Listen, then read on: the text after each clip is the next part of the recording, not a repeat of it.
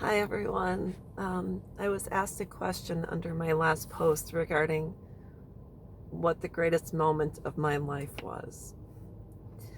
And I know a lot of people would say greatest moment was giving birth or getting married or buying a home and things along those lines, which I think are amazing moments. I'm not going to negate those experiences that I had, but the first thing that came to mind is something really that allowed me to start um, walking a different path in my life and allowed me the opportunity to survive during certain situations.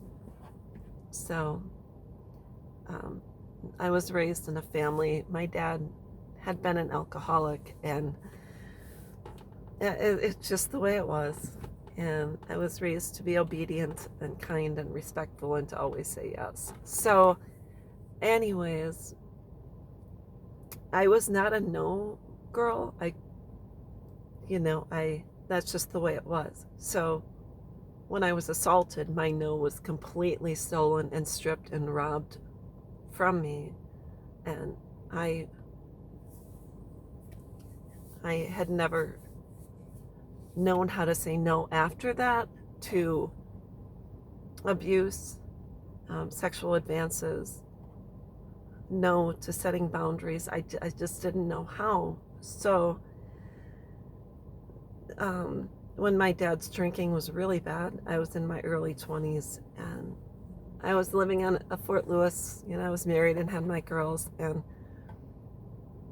someone suggested that I go to Al Anon.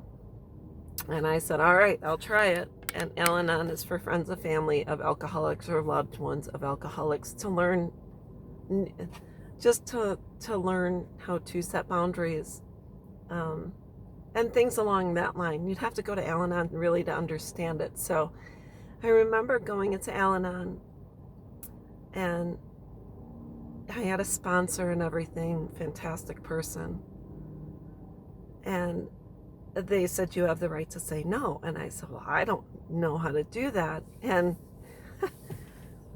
we practiced in the group.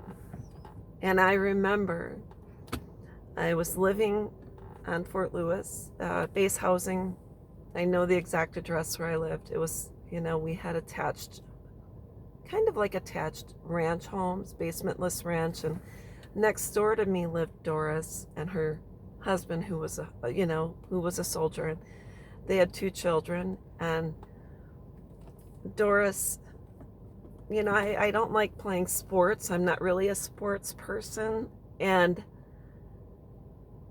Doris did daycare, I did daycare, so we had children, that we hung out with together.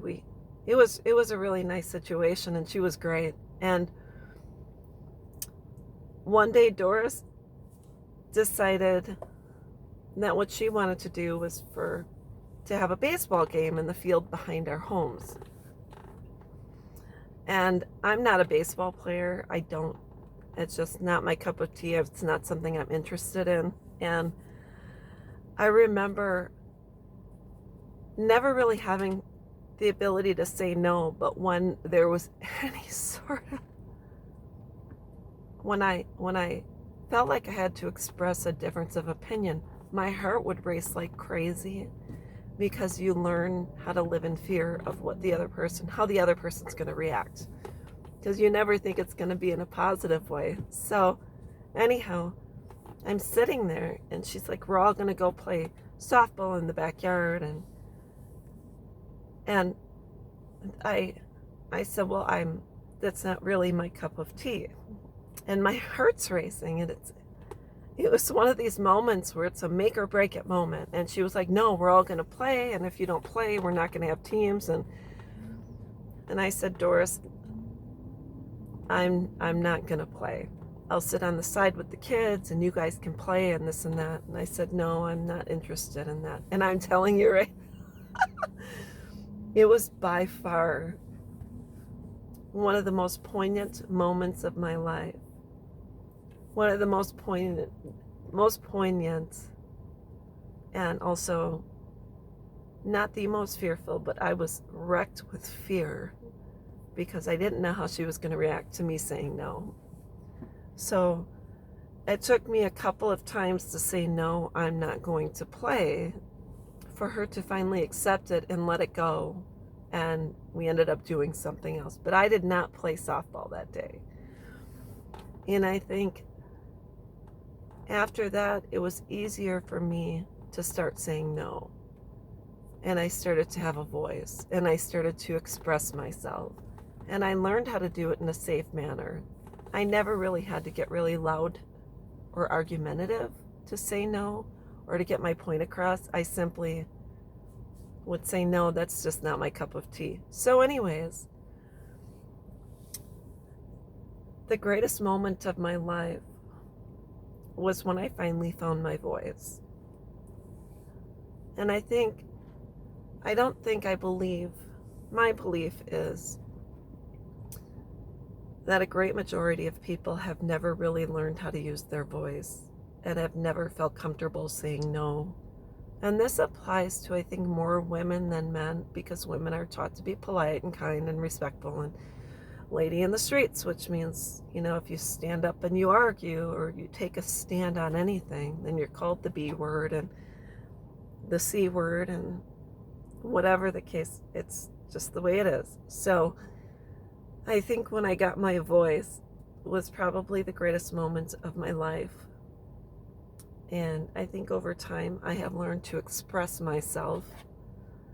But I also started practicing saying no when I was out and about, and I did it with strangers. For instance, I'd go to a restaurant and they would come out and say, well, why don't you try this? And I'd say no. Or I'd order something and they'd say, well, or my date or whomever would say, would you rather try this? And I'd say, no, I really just want what I'm ordering. So I started practicing saying no with strangers, and then it started to trickle over into my real life. So then I was able to actually say no to family and friends and whomever was in my life that made a request. I was finally able to say no and set boundaries and start to have healthy relationships and let go of those that didn't respect my boundaries or who had ill intentions or were simply just using me for the time being. So this has allowed me to say no to abuse. It has allowed me to stand up against my rapist in court. I was saying, no, you're no longer going to have this control over me. I have stood up to my children who have disconnected from me and have disrespected me. I say, no, I'm not going to tolerate this anymore. And I have, over time, gotten my voice and made a stand, and I've done things that were just right for me. So that's my greatest moment. And I know it seems minute to some people, but it's a lot for me, because you come from being a girl who was told to be kind and obedient and respectful and say yes, and then to be assaulted where your no was absolutely robbed and stolen from you, to getting your voice back. I can't tell you how freeing it is. I get emotional over things like this because that was probably the greatest moment of my life. And I have had other great moments too. I'm not negating those other great moments.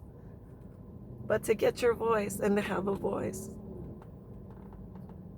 throughout your life is just a miracle. It really is. So that was my greatest moment. Although I have other great moments, and I'll share them someday too. But that's what I wanted to share. I hope everyone is able to have their moments, and that's all there is to it. So I just wanted to share that, and I hope everyone has a great day. Bye-bye.